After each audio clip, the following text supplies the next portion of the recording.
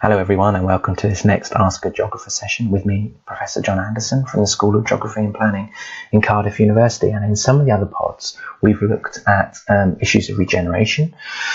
And in this case, we're going to look at one in particular, a particular case of regeneration, the case study of Tramshed in Cardiff. Now, we've seen in many of the other pods the importance of the role of place, and that's part and parcel of the A-level curricula, thinking about the role of place, how places can change in relation to local or global policies, processes, how policies can intervene in places to make places fairer, to make places more equitable, to try and regenerate places in terms of economic, social or environmental criteria. And all these interventions and processes in relation to place can change the very material form of that place, change its locale, for example, but also change the way that place feels to be in. The sorts of facilities it can influence the sense of belonging, the sense of attachment, the sense of definition that people have of themselves in place. It can change the place's identity, but it can also change a community's identity in relation to that place. So we can see that place can be important for people. Its location, its locale, its sense of place is important for particular communities. And when we think about those communities, we might be referring to a group of people who share a common culture, a common value system, a common set of interests based on their social and spatial identity, based on their identity perhaps and their territory too. So local communities are influenced directly by how places change. They are directly influenced by regeneration projects. And we're going to look at that in relation to a particular example in Tramshed, in an area of Cardiff called Grangetown. And this particular example is a really good example of the way in which regeneration has influenced the connection that people have to their local place. It's changed the built fabric of that place, and it's encouraged some communities to come to that area of the city, but it's perhaps displaced other people in that community. So in many cases, it's a good example of the way in which economic, social, environmental aspects of regeneration are sometimes in opposition. And which criterion we think is most important is our own value judgment. So what do you think? What do you think about this Tramshed case, and whether this is a good example of regeneration or not? So this is an example of the Tramshed regeneration project in inner city Cardiff. If we see on the map on the right hand side, you can see where the central station is, you can see where the Millennium Stadium is, and just the other side of the River Taff is an area called Riverside, to the north of the railway tracks, and Grangetown to the south of the railway tracks. And just where that black circle is was an increasingly derelict area of the city where an old tram hub called Tramshed was. And Cardiff Council in 2014 decided that they wanted to do a regeneration project here, to stop it being a derelict site, this brownfield site that was going to rack and ruin, and develop it, regenerate it, and regenerate that area of the inner city. Cardiff City Council chose to convert this derelict tram depot into an events venue, a studio space, and residential flats. This multi-purpose use place, so people can go there to watch the cinemas, to have a community space, to have a bar, have a restaurant there, for people to work there, have studios, to kind of small scale entrepreneurial ventures there, as well as people who live there. And it was particularly meant to encourage the creative class to come into Cardiff. You may or may not know that Cardiff has a kind of is the national centre for the BBC in Wales, and there's huge development in the creative economy, from people doing websites to people doing arts and culture to people working in the media, and the BBC is one example of that.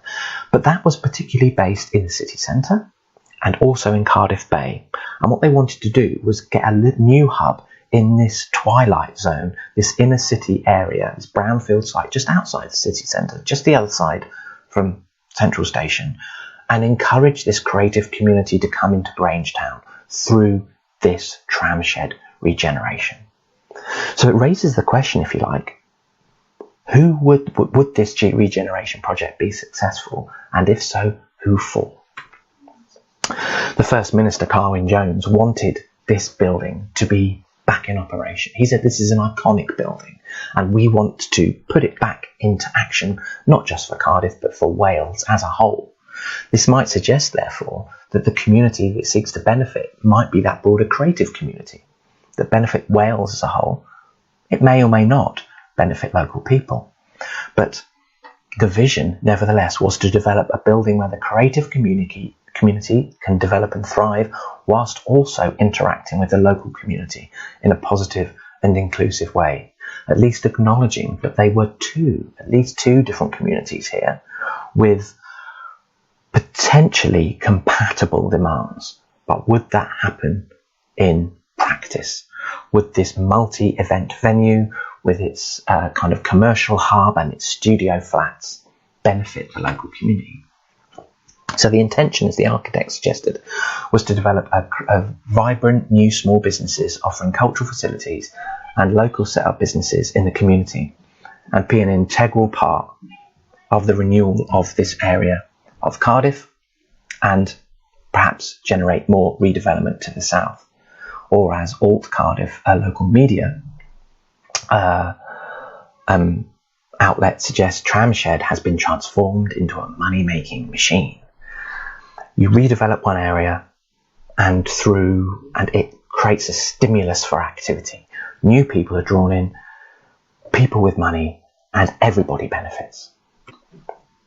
The local residents perhaps engaged with the tramshed redevelopment in less positive ways. As one local resident suggested, I'm all for regeneration, but I didn't want it here. Why? Well, this wasn't for me. There's lots of noise generated late at night from the venue. People coming and going at all hours. Parking was always a problem, and now it's worse. People are coming from outside the community to their local community, spending the money within that venue, but not necessarily spending their money in other areas. But even if it did benefit the local businesses, the other people who live around it just have to deal with the negative consequences of this regeneration project. Some local residents even say that, well, they've never even been there. I've never been inside the tramshed, one person says. I don't know anything about it really. It's just that red building across the road that looks a little bit better now, but it's not for the likes of me. And it also happened that the local residents couldn't afford the studio flats that were generated there.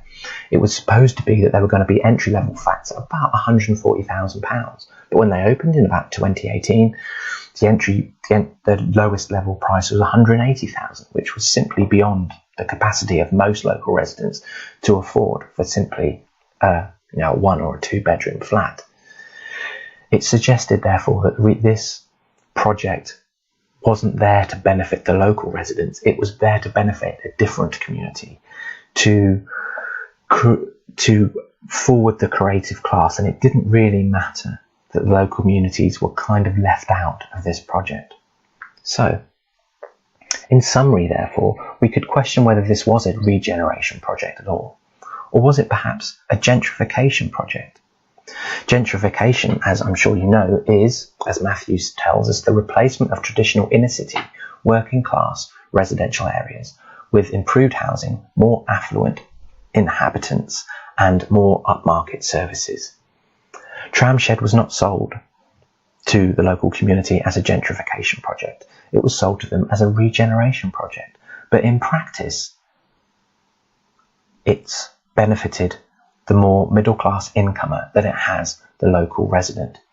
We can ask ourselves questions, therefore, about what effect the projects like this have on a local community's sense of place. What does it suggest? Do you think local communities have a stronger sense of attachment as a consequence of this, or do they feel slightly displaced by it? Does it create community cohesion between incomers and pre-existing locals, or tension between those particular different groups? On what criteria could you judge its success? You might suggest that actually the regeneration and the reuse of a brownfield site that was effectively going to rack and ruin, and the influx of a new community in the area might create a vibrancy, might create a sense of the city as a whole as a new area for the creative class, for media types, and that is generally a good thing for the city. If people beyond the city think things are happening in Cardiff, cool things are happening in Cardiff, things that we like, then that might generate more stimulation, and actually the price that's borne by the local community is a price worth paying for regeneration on a broader scale. It's these complexities that regeneration suggests to us, and we as kind of critical geographers need to engage with these processes to understand them, to think whether they're good things or not.